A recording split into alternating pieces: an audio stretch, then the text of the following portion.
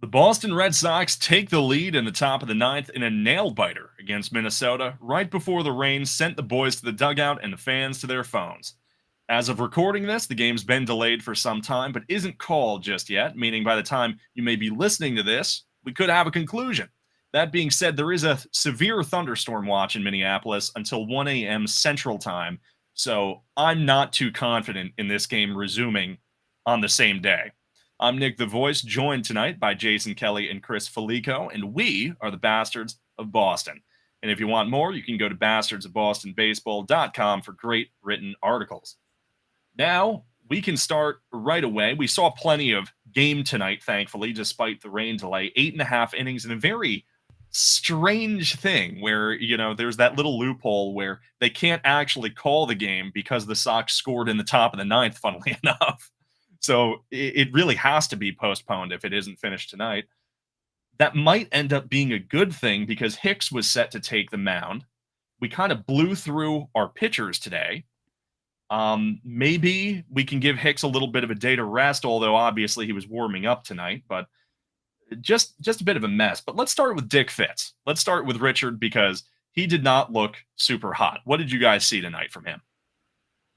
So what I saw from Fitz is kind of more of what has been frustrating me with him is that when he's on and he's, blowing the fastball by guys, it looks great. But when he misses bad. And the control and the, mechanics are just out of whack sometimes. Like he's either, he gets ahead in the count and he throws an uncompetitive pitch like 10 feet outside the strike zone, or he misses middle.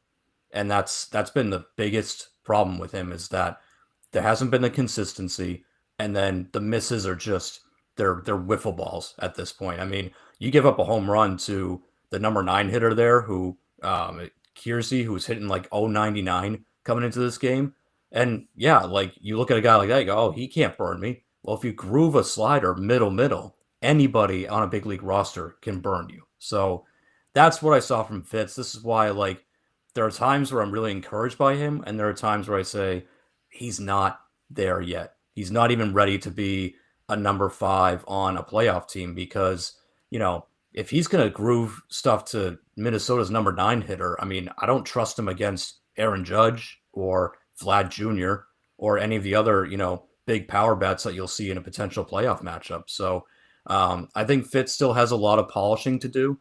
I still think he has a high upside, but yeah, he kind of had to battle tonight, and a lot of that had to do with his command. Yeah, I would agree. I think with Fitz, especially the last 2 starts, there's moments where I feel like Fitz does better when the moment's bigger.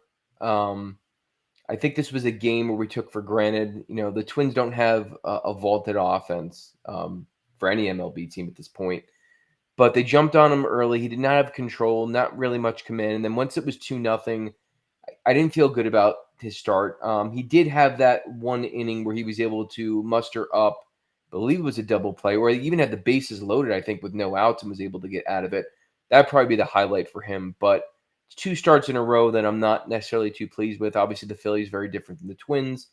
But nonetheless, kind of a similar result with the struggle with command. Definitely. The big thing with Fitz tonight, I think, was that 4th inning was so telling. He loaded the bases, no outs. It could have been an absolute disaster. And somehow he just found a way out of it.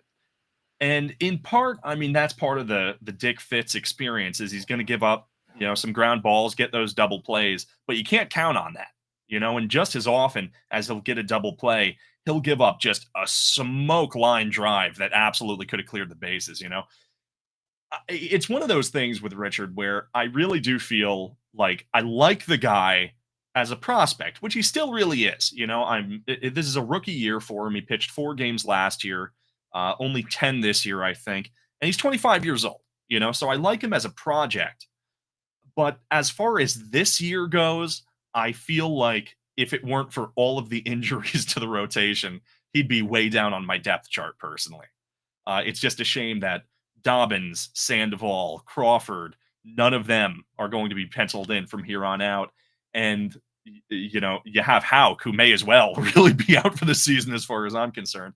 So unfortunately, Richard Fitz is sort of forced into the rotation when maybe he's not entirely ready.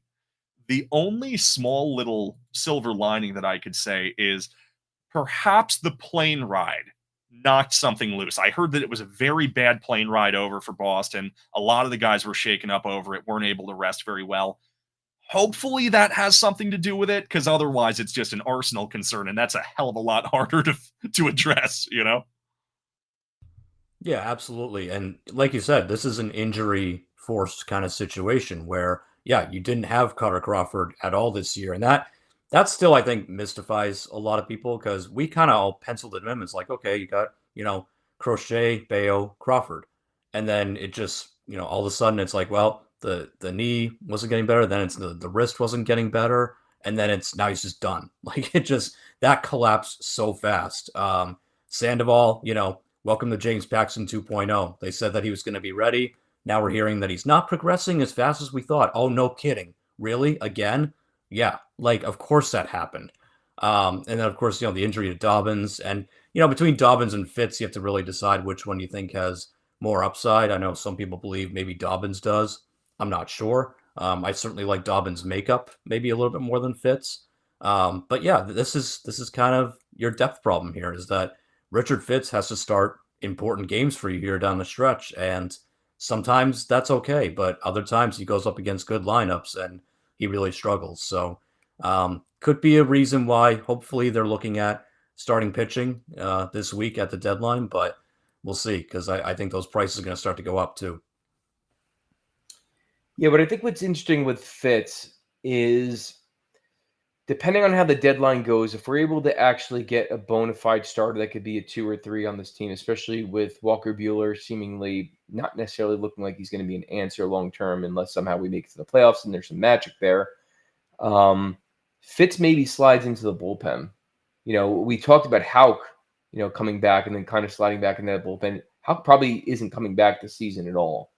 So it'd be interesting to see that if we are able to fill that spot, we do have kind of that.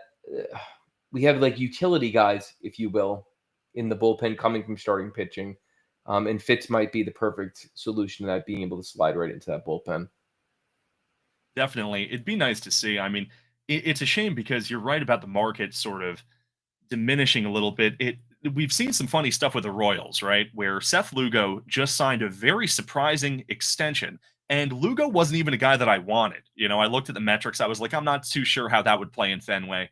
But Bubic then going to the IL, that was my big, target, as everyone knows. That was my little personal flag that I was waving. And unfortunately, that killed that. But I don't know, the Royals are in kind of a funny spot right now where I don't think they want to give up, funnily enough.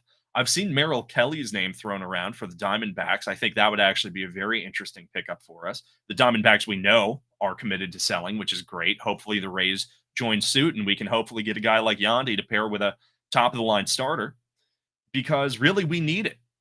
It's a shame that Bueller and Fitz being really thrust into becoming fixtures in the rotation. It's kind of scary should we get to a 7-game series in an ALCS type of situation, because ultimately, I mean, one of them is going to need to start at least one game in one of those. No, absolutely. And this is part of what irks me about the Rafael Devers return is that everyone said, oh, well, you're getting Kyle Harrison back, so that's going to add to your rotation depth. Well, no, it's not, because they have to reinvent him basically down in AAA. Like, I don't think he's going to contribute to your big league roster this year. I think they're trying to fix him or, trying to figure out what the hell's going on there. So, yeah, like, I agree. I think a Merrill Kelly would make sense. He's a veteran, has pitched in the playoffs before.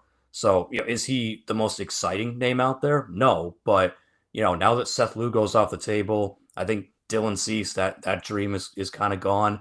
I think the other starters around the league, guys like Joe Ryan, are just going to be too expensive. I think Minnesota's already pretty much told you, like, it's going to take a king's ransom for us to move him. I think a guy like Merrill Kelly makes a lot of sense. He's, again, an older guy. Arizona is looking to completely blow it up here. You probably won't have to give up much to get him. Maybe just 1 or 2 prospects at the most and not like top 10, top 15 prospects. So I think a guy like that makes sense. And I would love Yandy Diaz from the Rays. I worry that someone else is going to offer a little bit more for him. But he would be a perfect fit for this team. Again, has experience playing in the AL East, has experience in the playoffs, and he's just a good, just overall hitter, right? Like, maybe not the perfect first baseman in terms of defense, but who cares? Neither is Abraham Toro. Neither is Romy Gonzalez. Yandy Diaz can hit. So I think that would be a great combo for them to pick up at the deadline. Definitely. And on top of that, you have a guy in Yandy that can hit both sides extremely effectively. And I think that that is the most important thing because we have a bit of an over reliance on platoons right now. I heard the darndest thing on the broadcast tonight about how they were talking about Masataka Yoshida, who obviously there's a lot to talk about there. He did get a hit tonight, thankfully. I don't love him in the 5-hole right now. He's a guy they're trying to get going. And in my opinion, you don't put a guy that you're trying to get going that high in the order. That's a little too much pressure, a little too much responsibility. He did finally get a hit tonight, but I mean, it wasn't in a big situation. And meanwhile, he came up in some big situations, didn't look great, unfortunately. But it's funny because you look back on his career so far, and versus right-handed pitching, he does have a 798 OPS. So I understand that there's some value there that they like to see, but I heard them talking tonight about how they're contemplating playing him versus lefties, that maybe he's even looking better versus lefties versus righties. And I'm like, dude, it's like 15 plate appearances so far this year. Let's not do that, please. Let's not try to reinvent the wheel here and expect how old is he? Let me see, 32-year-old man to suddenly reinvent himself because it's probably not going to happen.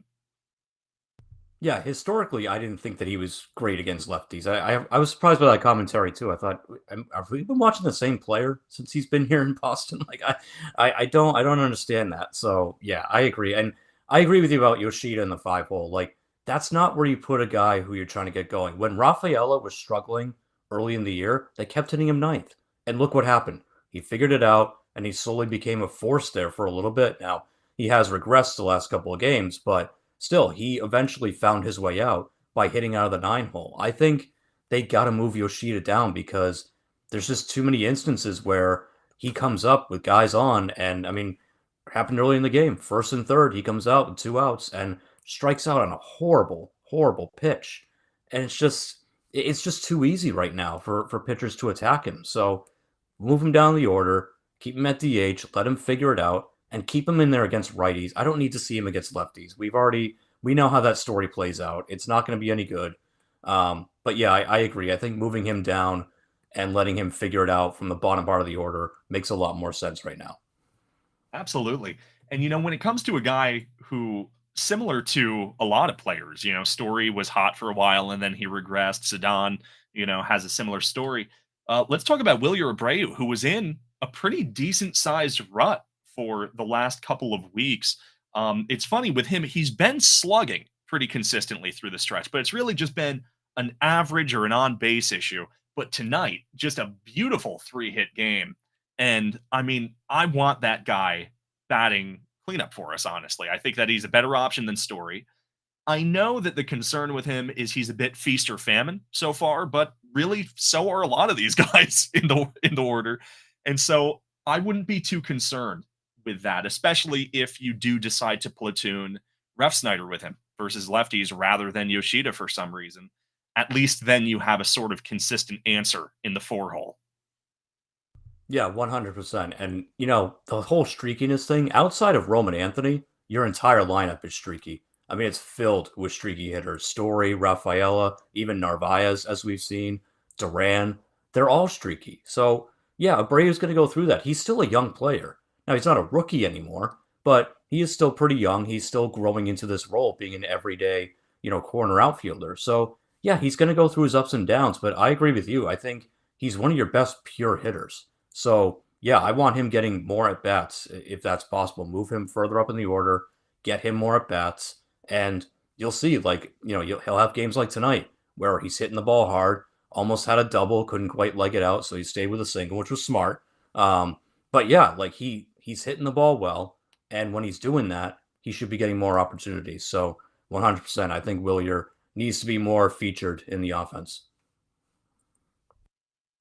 Yeah, sorry about that, guys. So I certainly want to see less of Yoshida as much as possible right now. All I kept thinking about this weekend, because I don't know about you guys, but it seemed like every 2 seconds, the Dodgers broadcast at least was like, "Oh, Dodgers really interested in outfielders." Outfielders like, "I got one for you," and he'll fit with a couple of the teammates on that team. But I know that's not going to happen. But this lineup right now, it's frustrating because it's you're mixing and matching and kind of just plugging holes on the fly. It seems like every night, switching the batting order, and I get it because your point, Nick. You got a couple of guys here that are starting to cool off at the same exact time. Rafael, who was absolutely scorching hot the first half, and now, I mean, he had some pretty big moments in this game. We don't know what the outcome is going to be, but where we were down 2-0, he had the opportunity to get a single, tie the game, strikes out. Has the opportunity to take the lead. I believe someone was on third base or was on second base, forgive me. And I believe he struck out again. So that's kind of discouraging to see because I do believe that we are only going to go as far as people like Rafael are going to take us ultimately. But I mean, Bregman, as hot as he's been, and I mean the clutchness at this point. I mean, 3-run home runs. It's like every game. It seems like he's bailing us out. There's not a lot of talk about extensions, which scares the hell out of me. Because the reality is this season, we survived losing him while we had Devers. Now Devers is gone. We've clearly survived without Devers. We have a better record without him. But if he's gone and Bregman's gone, then what? Yeah, it's a scary possibility because I think at this point, everyone wants this guy to be a fixture of the franchise. I mean, and he kind of has to be. You trade a superstar endeavors, you move him off of position, suddenly your multi-year solution, your multi-year answer at third base is gone. So now you need a new one. I mean, the nice thing, the positive about Bregman is he seems to love it here. He seems to want to be here. That's a huge thumbs up. But I agree with you. I'd really like to hear some rumors. I don't know. It's a little sticky, a little dicey, and I would be very scared to see this lineup without him because he is a fixture at this point and a real solidifying force, an anchor. Yeah, and it's going to be even scarier if it does go all the way to the end of the season and there is no extension because Eugenio Suarez is a free agent too. So I think Bregman is going to kind of wait and see like what his market might be because Suarez had a career year. Now he is older than Bregman, so he's not going to be getting a 7-year deal. But he could do similar to what Bregman did here, where he takes a shorter term deal, but the AAV is really up there. And depending on what that number is, that might tempt Bregman to to go test out free agency, and then you're in trouble. Although I think Bregman has to decide on his option before real free agency really kicks off. But at the end of the day, like he's probably looking at that third base market, looking at Suarez, going, okay, that guy's going to get paid.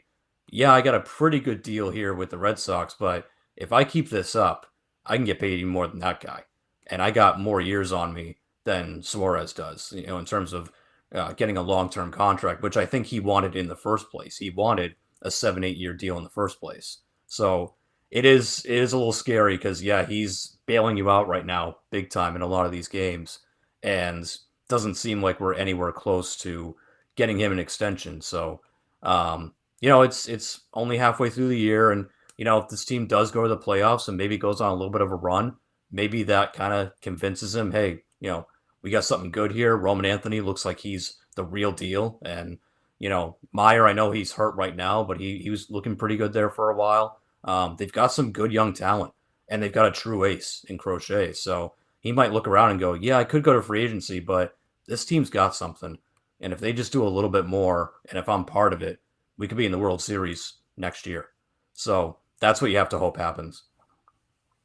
Yeah, it's a good point too about him and Suarez because he's got more, tread left on his tire than Suarez at this point, just from an age standpoint. Although I don't know, with injuries that probably play some sort of factor.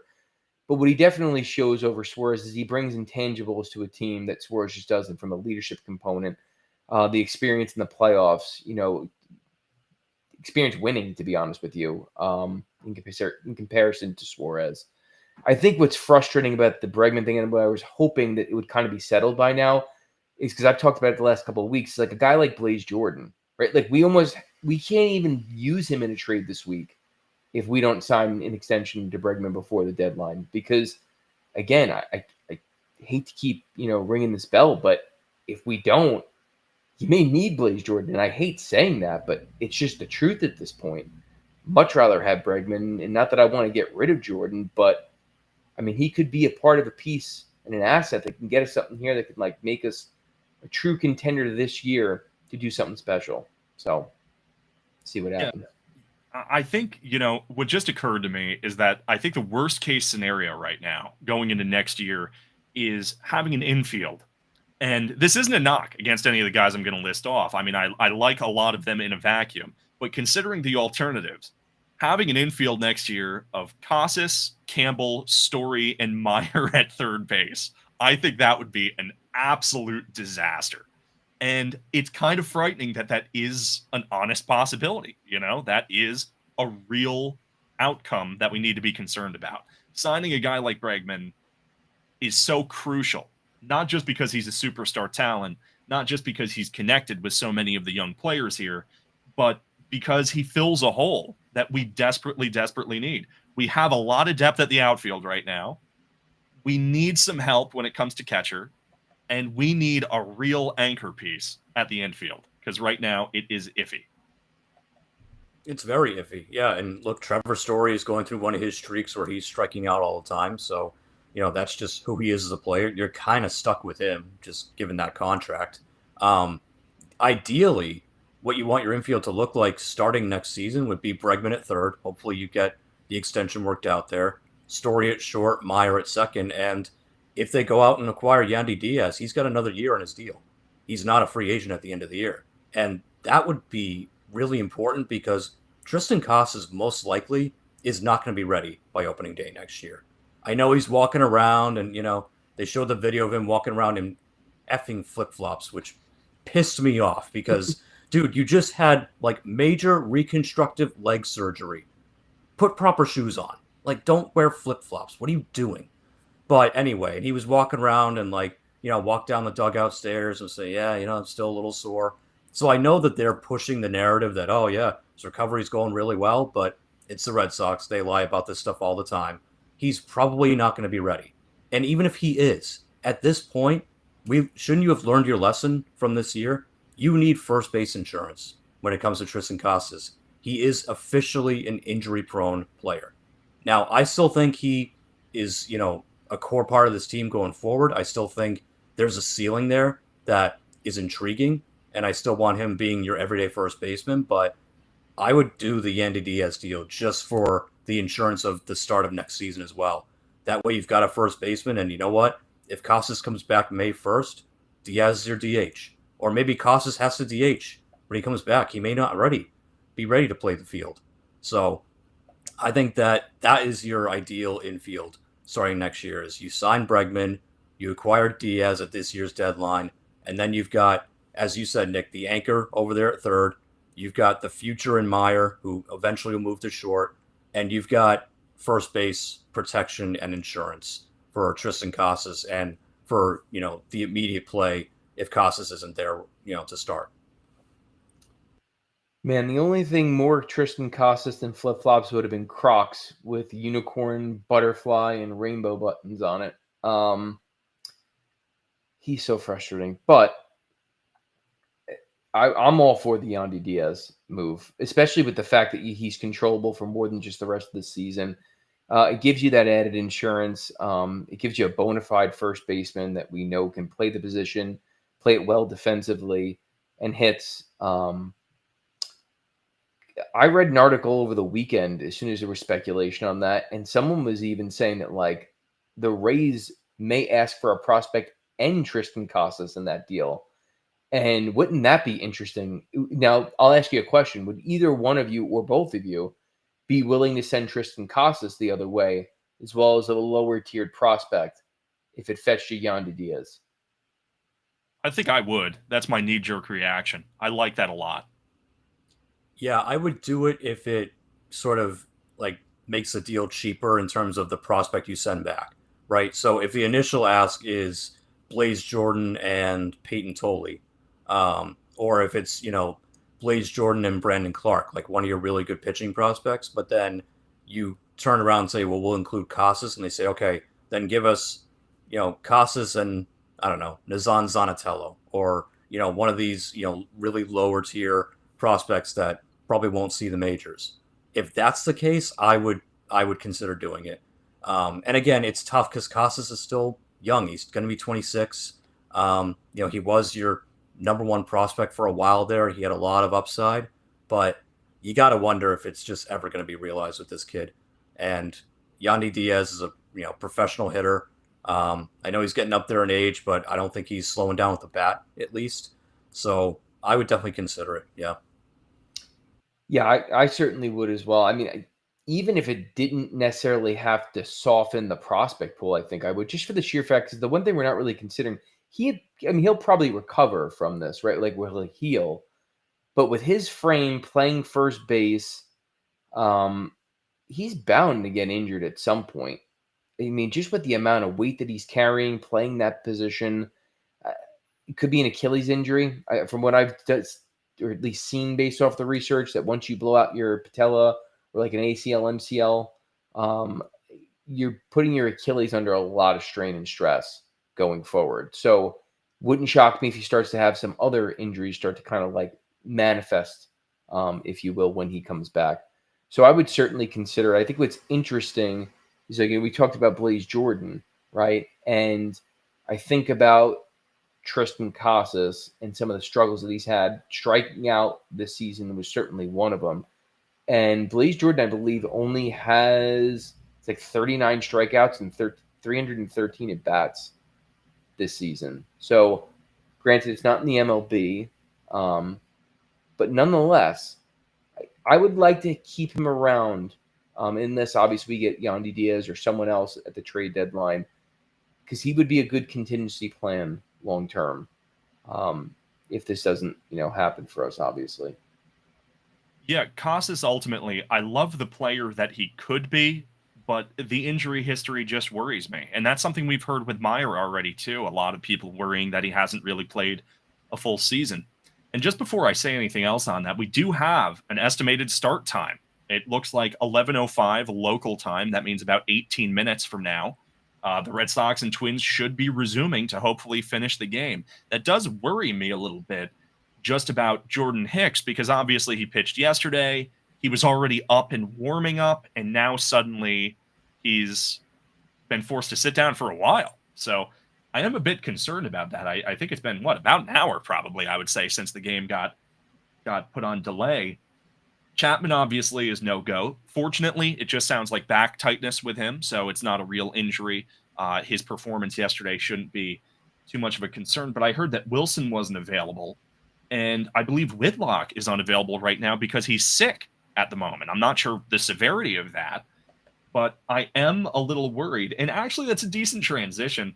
I did want to bring up Chris Murphy and how I really liked what I saw from him tonight and what I've been seeing from him so far. I thought it was a little strange to pull him after just giving up one base hit going to Alcala, and obviously it didn't go very well. But I don't know. What are you guys thinking about Murphy so far? I'm impressed with Murphy. And I think that's always a good option to have when you have a guy who is still young, who was a starter, he got hurt, and now he's kind of working his way back. This is the perfect kind of way to work him back, is have him in the bullpen, and try to save him for, left-handed hitters. And I think that's why Cora pulled him. I think he's a little bit worried about that platoon, but Murphy looks pretty good so far. I mean, the velocity's there. He's got a good mix of pitches. I think that could be a guy that, as he gets healthier and as he gets more confident in himself, being back on the mound after such a long journey back, if he starts getting more high leverage situations, like, that's a good option to have. And keep in mind, Brendan Bernardino, I know he's still chugging along and he's healthy now, but that's a guy we were worried about early in the season because his usage was so high. He might still end up on the IL at some point, or he might just get to a point where he says, look, I got to get extra days off because, my arm's killing me, or, it's starting to get sore.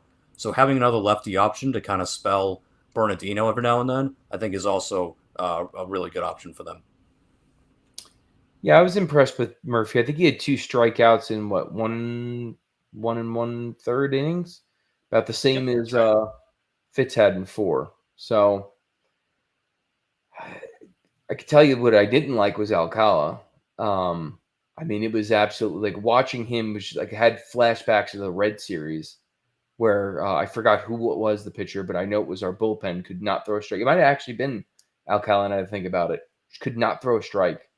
Um, And that scares me because there's moments of this team, especially when they claw back. Like we were down 2-0, we come back, it's 3-2, and we're kind of cruising along. And then all of a sudden we have this blip on the radar, and then we just completely implode. It goes from 2 outs, nobody on, all of a sudden it's 2 outs, bases loaded. And you're like, what the heck is going on? And we can't even throw strikes. So it's something that's got to be figured out. I know Andrew Bailey, he's got to just sit down and like figure it out and dial it in with this bullpen because we cannot afford more of these moments in the second half, especially as the stakes get risen and get higher as we go on. Yeah, Alcala and Bernardino both weren't very sharp tonight. Fortunately, Weissert looked pretty good. He's another guy who his usage has concerned a lot of people. He's really on pace to pitch something like 47% of the games or something. I saw a funny tweet. I wish I could give credit, but I don't remember who said it.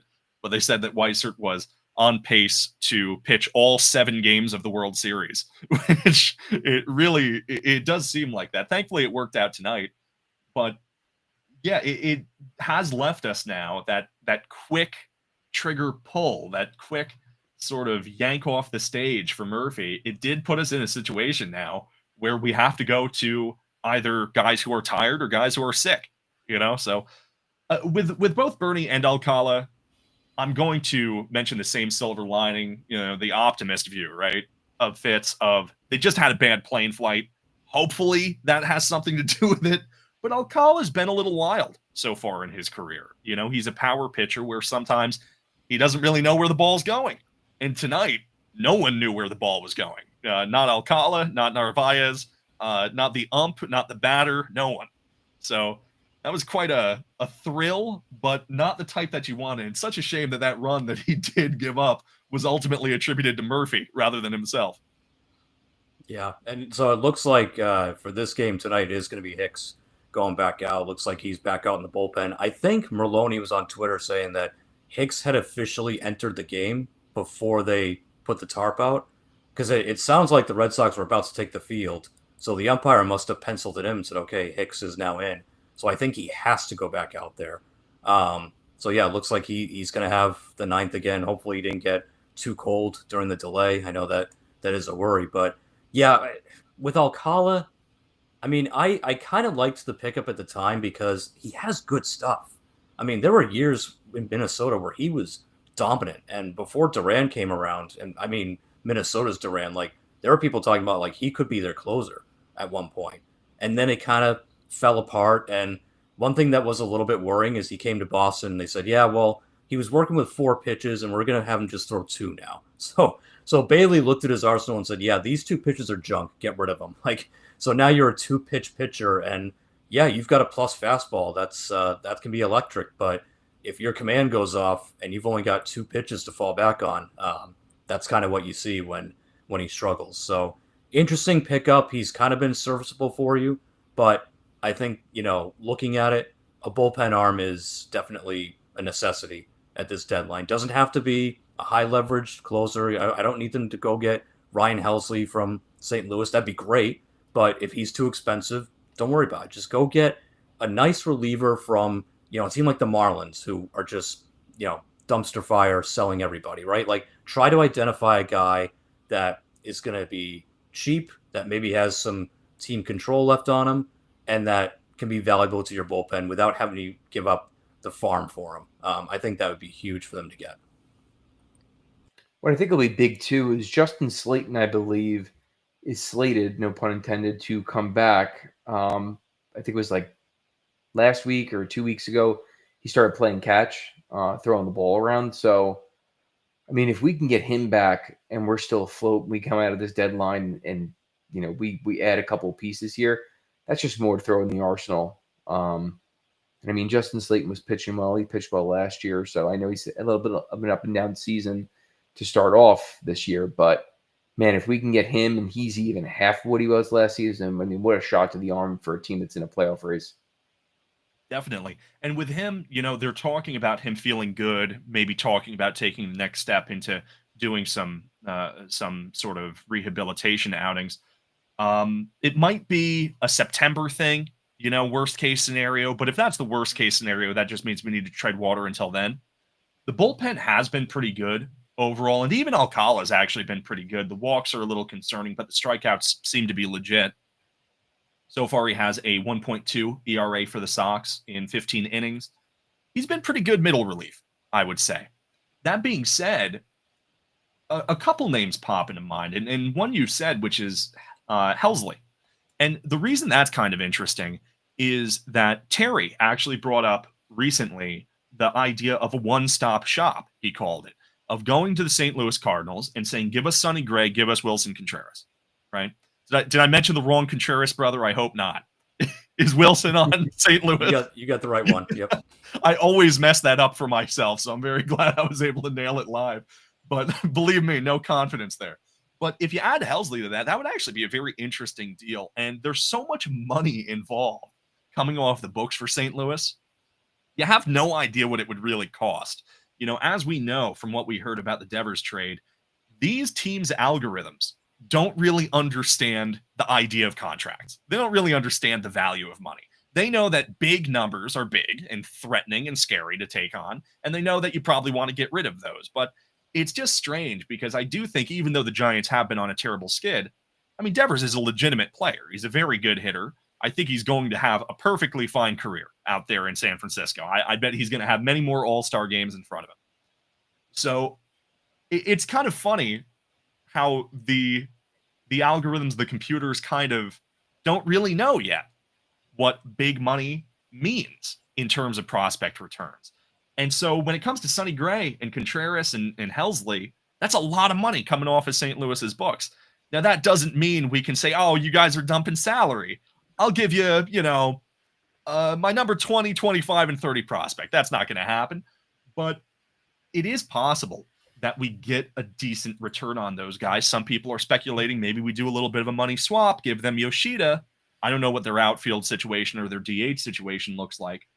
One other name I'd like to throw out is actually in town with us right now in Minneapolis is Griffin Jax, who has been a very good pitcher. I think much better than even his surface level numbers, which are good. A 3.9 ERA, but he had a 2.03 ERA in 71 innings last year. This year, he is in the top percentile of strikeouts, of chase, of whiff. He's actually in the 100th percentile in chase percentage. The guy's been elite, and I do believe he has one more year of control after this. If Minnesota's in a little bit of a selling situation, which they do seem to be, they just sold off one of the starters that we were supposed to face, funnily enough. Griffin Jax might be a very interesting name. I wouldn't mind going back home with him in tow. I would love Griffin Jax. And yeah, he has 2 more years control after this. Oh, 2? Yeah, ARB2, ARB3 after this. So he would be a great option. He's really turned into one of the elite relievers in the game. How much you have to give up to get him, I don't know. I mean, it wouldn't be that cheap. But again, Minnesota's looking to part ways with all these guys. So I think you would find a pretty willing trade partner there. I think Griffin Jax would be great. In terms of the St. Louis Cardinals package, Contreras and Sonny Gray, I don't hate it. I don't love it either. I don't think Sonny Gray would work in Boston. I don't think he'd work pitching in the AL East. I think he's a guy who needs to be in a central division and kind of a weaker division. His elite days are kind of behind him. Now, look, would he be a better option than Richard Fitz, especially when he looks the way he did tonight? Sure, absolutely, yeah. So, if they're willing to take on the money, and they should be at this point, now that Rafi's contract is out the door, then yeah. And I think Contreras would be a great right-handed bat to add to your lineup. Plays first base, can he'll DH a little bit too. Big power bat. He'd probably love hitting at Fenway as opposed to hitting at Busch Stadium, which is pretty big, especially for right-handers. The only thing I would ask is, are you worried about Craig Breslow getting fleeced by Chaim Bloom. Because if there's one thing we know Bloom is good at, it's that he's good at building a farm system, and he's good at using major league talent to buff up his farm system. So, are you worried that Breslow is going to give up a prospect that maybe at the moment we don't think is all that great? Maybe it's a name that we go, okay, I don't mind that guy, right? Maybe it is a guy like Blaze Jordan, who I think we all agree we would like to keep, but he's also been in the system a while, hasn't really jumped off the page. What if it's a guy like Miguel Blaze, who, I think a lot of people have forgotten about because of the password. Stinson Garcia has kind of taken over that role. What if we trade Miguel Blaze and, 2 years from now, he's the number 2 prospect in baseball and, he's hitting 25 bombs a year for the Cardinals? Like, that's the only thing you got to worry about. As much as I'm glad Bloom is gone, and I don't miss that era whatsoever, you have to give the devil his due. He is very good at using major league talent to go and get prospects back to build up his farm system. Okay, again, the Christian Vasquez trade, right? Like, he's good at doing stuff like that. So that's the only thing I would ask is, do you trust Breslow to not get, fleeced by Chaim Bloom? That's the only part I would worry about. But if they do the deal, I'd be pretty happy with that return. I think really all 3 of those guys would really help you right now. Well, I'll tell you this. I mean, you're both not wrong, especially what you just said, Jason. But if I'm Craig Breslow when I enter that conversation, I bring some paper, pen, and a picture of the Mookie Betts trade, right? Because he got absolutely nothing back for Mookie Betts, Chaim Bloom. So if he can get nothing for Mookie Betts, a generational player, he shouldn't get diddly for anyone on the St. Louis Cardinals at this point in their careers. But nonetheless, as far as back to, I think you guys were talking about Jax. I think that would be a good consolation prize because he was not a name that we really heard early on. There was a lot like higher profile players like Joe Ryan and other relievers and starters that were being thrown around. I didn't hear much about Jax, but I would be happy with that. I forgot who the other player that you guys mentioned was, but I'm going to bring up something right before this game actually picks back up here. It was a rumor that the Yankees might have interest in David Hamilton. What you say about that? Now, I know it's not going to happen because the Yankees would have to also trade for Alex Cora because there's no way he's letting his son, David Hamilton, go to the Yankees without him. So, and we're not taking back Aaron Boone. I can promise you that. But what do you guys think? Really, it's all about the return on that. I mean, Hamilton, as we saw tonight, his steal of second and third was electric. That is really the reason he's here. And it looks like he's in the game right now as a defensive substitute. I see him warming up on the field. Oh, boy. But I'd be interested. I mean, the Yankees are in such a strange situation where they just added 2 infielders. So what is their plan over there? I don't know. They just lost to the Rays, I saw, which is very entertaining, which means if we can close this game out, we will have more wins than them, right? I think we would be in second. And what also wouldn't make sense is they're also trying to improve their defense. Like, they may love David Hamilton for running around the bases, but he is not improving your defense whatsoever. The Yankees do this, though. Every deadline, they add a speed guy. Because it usually comes off the heels of them losing to a team like the Rays. The Rays probably ran circles around them in that series. And they went, oh, geez, okay, we need a speed guy. I remember it was last year or 2 years ago, they went out and got Nick Birdie, who's the classic, like, he's right-handed hitting David Hamilton. Like, can't hit worth a lick, but he can steal, a ton of bases. And they went out and got him and like, oh, okay, we got our speed guy. Now we have a speed element to our game. Like, the Yankees do this. They just grasp at straws. They're just desperate to buy and still convince their fans they're contending when, at the end of the day, especially with the Judge injury, I think we all know the Yankees are about to go down a little bit. So, see, Jordan Hicks throws the ball low and inside. The game is underway. So this is a very rare situation for the Bastards of Boston where we found ourselves live casting a game, which is very strange. Hopefully it'll be a happy ending. Looks like a generous strike 1 there. Manages to catch the zone according to the umpire. Not too sure. One thing I want to say about Jordan Hicks, love his hair. Yeah. Yeah, he's got some good moss. Yeah, I'll give him that. Definitely does. Yeah. I'll tell you what, I'm shocked at how many fans are still there considering the downpour that was. I mean, I know it's probably only about 20 people, but it's 20 more than I thought would be there. When they were showing initially when they broke and stopped the game, they must have had the camera on slow-mo. It looked like a blizzard. I was like, wait, is it snowing in Minnesota? I Yeah, actually apparently a saw, lot of based hail. off the heat maps, a couple of foul balls there for Kiersey Jr. Based off the heat maps, it looks like almost the eye of the storm was coming for us. So maybe they just have a small window. God forbid this goes to extras. That would be a complete disaster. If after all of this that were to happen. We'd Another have to foul forfeit. ball back. Lots You're of Red right. The Sox stands fans are there. just about empty right now, but I'd love to see all the kids actually, funnily enough, who are still front row. They're young enough to have that Oh, yeah. energy still. They're all dancing around. Yeah. Ball in the dirt there inside. You got to feel for Hicks here. This is a bad situation to come into, really warming up as a bullpen arm. It takes a lot out of you just to do that. So to have to sit down for an hour, it's a bad look. Yeah, no pitcher likes to do that. It's always the worst kind of situation when you warm up and you're ready to go, and then you got to sit for an hour. It's like, he was probably in the clubhouse, pacing around, doing some arm swings, just trying to stay as loose as he could. But that was a long time to be sitting. Do you think they ride Hicks here, win or lose, or I think you have to. I'm not sure who else you have. Ooh, a big hit given up. Nice line drive to right field. Abreu fields it cleanly, throws inside. Here's he gets on base for Mickey Gaspar. Our old friend, Mickey Gasper. Mm-hmm. Has a walk so far this game of 546 OPS, which is not super impressive. We'll see what we can do. I mean, a double play ball is exactly the dream here. Going from Hicks's hair to Gaspar's mustache here. It's a beautiful thing to behold. It is quite a stash, yeah. Nice strike, 99 miles per hour right at the top of the zone there for strike one.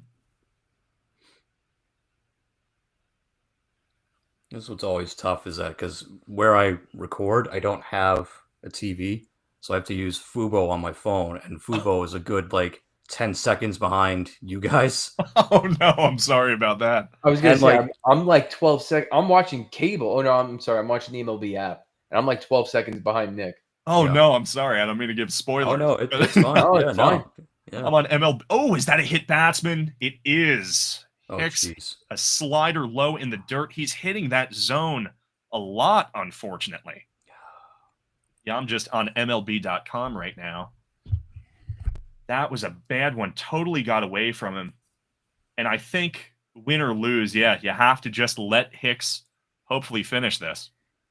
Butt Munch Find a way out of Cookies it. says, I would say the bastards have the best hair in the biz. Hey, Much appreciated. I won't dispute that.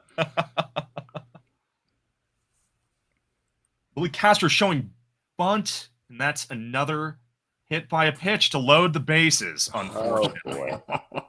That one looked like it stung. This is a complete disaster. I mean, this is pretty much what you would expect, unfortunately, from having to pitch yesterday, warm up, sit for an hour, and come out and do this. I mean, Hicks has had his up and down moments. Yeah, right in the back of Castro's thigh. Looks like it hurts. Carlos Correa will come up with the bases loaded, no outs. Mound visit now for Hicks, trying to understand what's going on and game plan this. This is a very big at bat. Well, that was fun while it lasted. Yeah. kidding. Never thought I would feel more optimistic during a rain delay than during a Yeah. ninth inning of a game that we're Ugh. allegedly winning in terms of this. Some signals come up from the bases, from the bench coach, rather. I don't think anyone's going to ever want us to live cast a game again if this is the result. I know. 0-1 is what we're staring down the barrel of. Carlos Correa having an uncharacteristic year. Ball low outside, 99 miles per hour. Hicks has the gas. He just doesn't seem to have the location right now. Whatever we do, do not tell Charlie the bases are loaded. Oh, geez. Yeah, that's true. 99 outside. Ball 2. Not a bad pitch, It but he was not misses a the bad zone. pitch. Yeah. No, yeah, that was, as Zach would say, I gotta have it. Absolutely. Same location just about and given to him for strike 1. He's really nibbling on Correa right now. Correa not biting, which bites him right there. Only a 2-1 count, though. 99 miles per hour once more. Out of the stretch, 99 does catch the plate, and Correa fouls it off. I'll tell you that one that they gave to him was actually further outside than the one that he didn't get. That's funny. I know a lot of people are looking for the automatic ball and strike zone to be implemented here. Oh! A ball inside. Fouled off. I wasn't sure if he got a piece of that. It was so hard hit. My goodness. 2-2 count. No outs, bases loaded. Brooks Lee on deck. A pinch hitter put in 0-1. Then moved to second base for Clemens.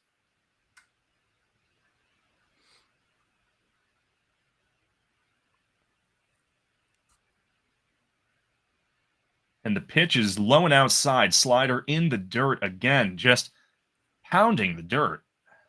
Very unfortunate to see. Really a no-compete pitch. 3-2 count on Carlos Correa now. God help you if you walk in a run. You can't do that. You just have to challenge the guy, unfortunately. 99 outside, fouled off, thankfully, because that very likely could have been ball 4. Barring a bad call from the ump, which you never want to rely on.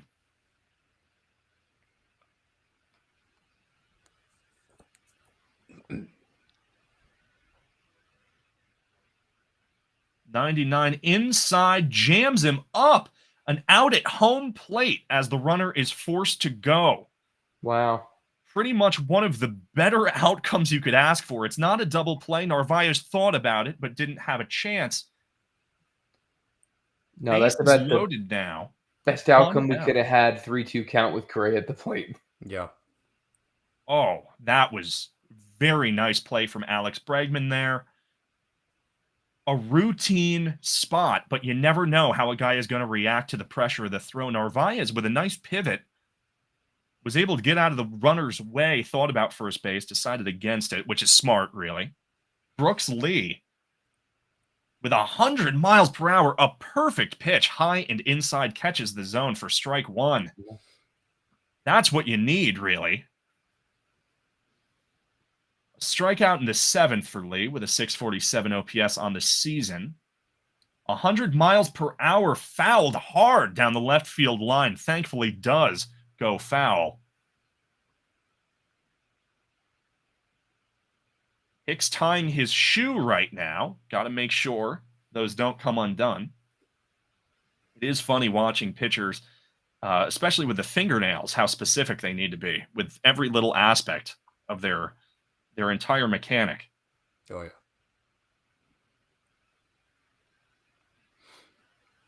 .99 high hit. It's down. That'll likely tie the game. Let's see the throw from Duran. No play will be made at home, and the Twins will unfortunately walk it off 5-4 after all of that. An absolute heartbreaker. One could definitely say that the rain won this game for the Minnesota Twins. You never know how Hicks would have looked had he not had to sit for an hour. Just an absolute heartbreaker there. Really, no one to go to in the pen at that point. You had to roll out with Hicks. Tough way to lose a game there. Tough one. Brutal. Not going to hit the panic button necessarily. It is what it is. You know, unfortunately, I definitely wanted a sweep, but if we can settle down here, grab 2 wins, win the series, I think that would lead us to be 8 above 500. It's not the worst case scenario, but you got to make up your mind. You got to be decisive at the deadline and hopefully add some pieces.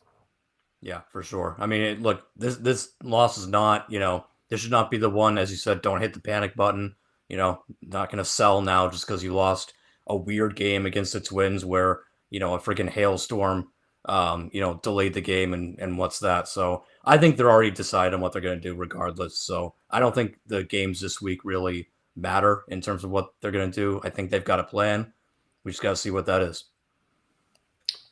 Yeah, I agree. It's frustrating, but I mean, if we were the Yankees and we lost Judge for a significant amount of time, then I would say we would be in full sell mode. But we're not. So, luckily. Yeah, we're in a tough race right now. It's a shame, as Randy Clemens just popped into chat, said that was a vomit-inducing appearance by Hicks. It really was.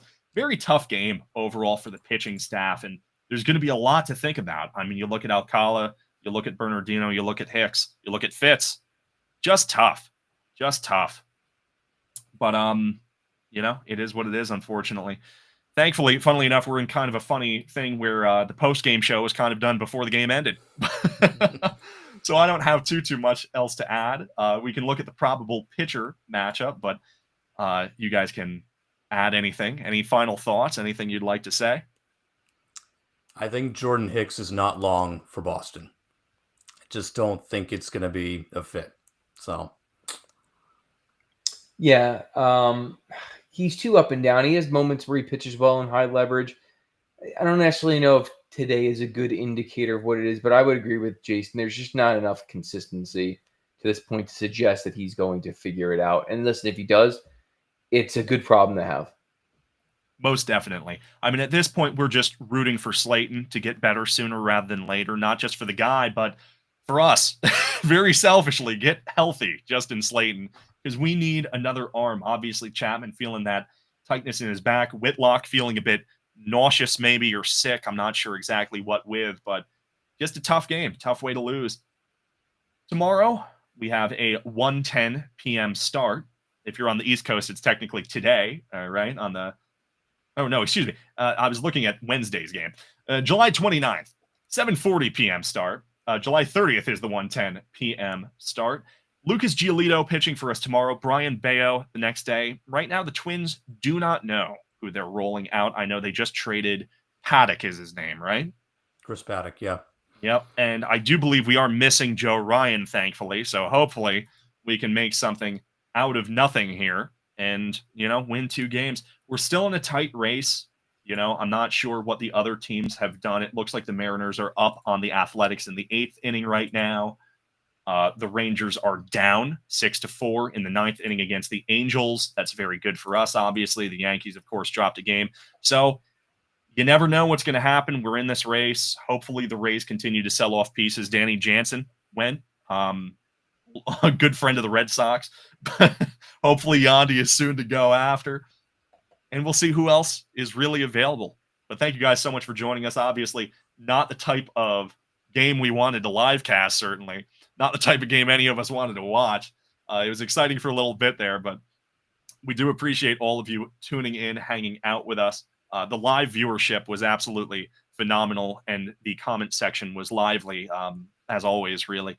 So thank you, everyone. I've been Nick, joined by the wonderful Jason and Chris. We have been the Bastards of Boston, and let's hope that we can take this series over the next 2 days. Let's go, Red Sox. Take care, everyone.